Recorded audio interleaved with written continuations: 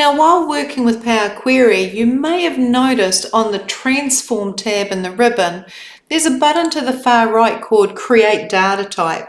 And so with this video, I want to show you how you can create your own data type using Power Query. Now, first of all, I want to have a look at the Employees table. And here it is here. I also want to have a look at how it looks in Excel. So I'm just going to go to Home, Close and Load, and here's the Excel look. These are the employees. This is the employees. Actually, this is the employees, sorry. This is the Employees table in Excel that is coming from, if I go back to Query and Edit, this Power Query Employees query. All right.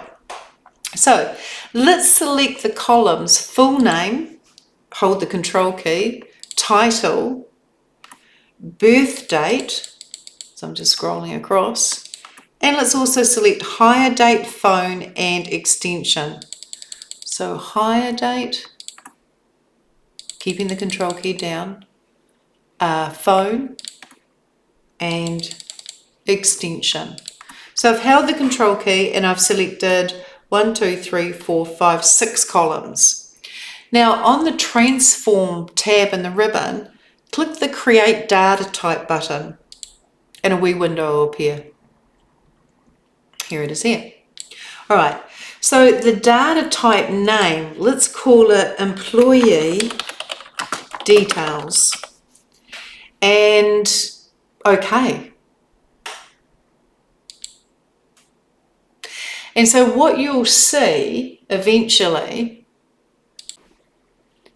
if you scroll back, a column called Employee Details, which has got a little icon that looks very similar to the Create Data Type icon. So this is a data type that you've created. Now let's go to the Home tab and let's go Close and Load to load it into Excel. And I want you to see that there will be a change in the table in Excel. And here's the change here. I'll just scroll over. And here it is here. The Employee Details, that's the data type that you created.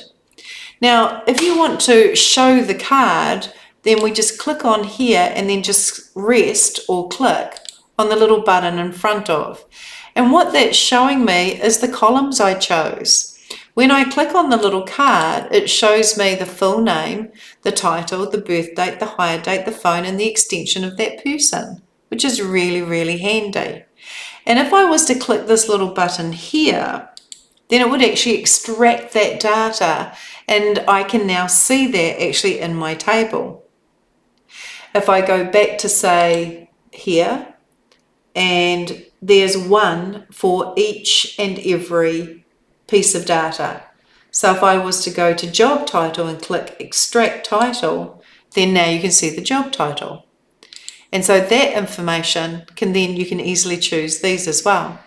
So creating your own data type is actually quite a helpful little feature.